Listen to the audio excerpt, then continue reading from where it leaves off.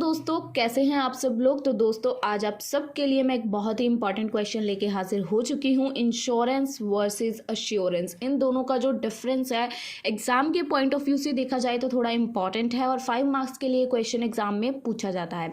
तो वीडियो को फटाफट स्टार्ट करते हैं ताकि आपका ज़्यादा टाइम ना जाए। सबसे पहले आप लोग देख सकते हैं कि इसका मीनिंग है, हमारी इंश्योरेंस होती है। इंश्योरेंस हमें गारंटी देती है कि अगर हमें कोई भी लॉस या कोई भी डैमेज होता है किसी अनसर्टेन थिंग के इवेंट होने के कारण, जैसे कि आग लग जाना, चोरी हो जाना या भूचाल आ जाना, तो ऐसी सिचुएशंस में इंश्योरेंस हमें गारंटी देती है कि अगर हमें ऐसा कोई भी लॉस होता है तो वो उसको कवरेज करने में हमारी हेल्प करेगी।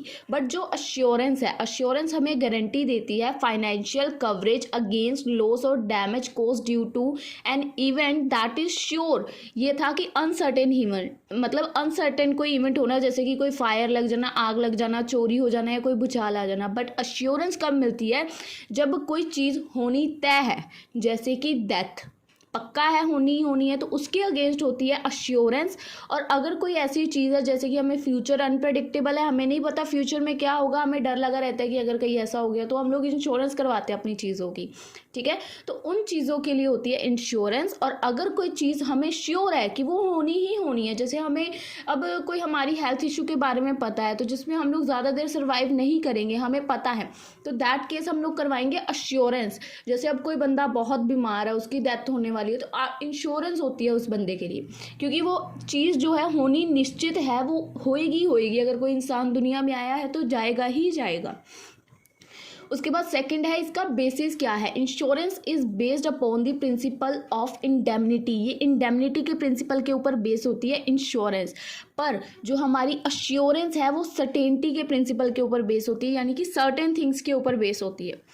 इसका protection offer for an uncertain, ये किसके लिए प्रोटेक्शन ऑफर करती है? हमें इंश्योरेंस हमें अनसर्टेन इवेंट्स के लिए प्रोटेक्शन ऑफर करती है, और अश्योरेंस हमें जो चीज़ें डेफिनेट है कि होनी ही होनी है, फॉर एन डेफिनेट इवेंट के लिए हमें प्रोटेक्शन प्रोवाइड करती है। तो दोस्तों एक बात और, ये मेरे नोट्स थोड़े ना पुराने बने हुए हैं, तो मैंने इन्हीं को आपके साथ शेयर करी हूँ, क्योंकि ये बिल्कुल सही लिखे हुए हैं। ऐसा नहीं है कि इनमें कुछ चेंजेस की ज़रूरत है, बट थोड़ी सी राइटिंग आई थिंक आपको दिख रही होगी, बहुत गंदी लिखी हुई है। सो प्लीज़ थोड़ा यहाँ पे मैनेज कीजिएगा। मैं बोल के बता रही हूँ कि क्या लिखा हुआ है, तो आपको कोई प्रॉब्लम नहीं आएगी, ठीक है। उसके बाद नेक्स्ट पॉइंट क्या है कि क्लेम पेमेंट। इंश्योरेंस के अंदर हम पेमेंट कब क्लेम कर सकते हैं और अश्योरेंस के अंदर कब?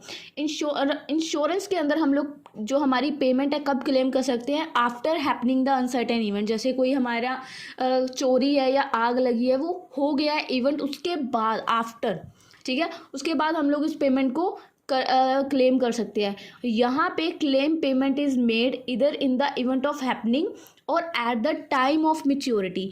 यहाँ पे हम लोग अपनी पेमेंट को कब क्लेम कर सकते हैं? चाहे वो इवेंट जो हमारा हो गया है या वो टाइम चल रहा है, मैच्योरिटी टाइम चल रहा है उस इवेंट का, तो दोनों ही सिचुएशंस में यहाँ पे हम लोग अपनी पेमेंट को क्लेम कर सकते हैं। उसके बाद नेक्स्ट है इसकी ड्यूरेशन। इंश्योरेंस की जो ड्यूरेशन है, the insurance contract is for 1 year. जो हमारा इंश्योरेंस का कॉन्ट्रैक्ट होता है 1 साल का होता है, और हर साल ये रीन्यू करवाना पड़ता है।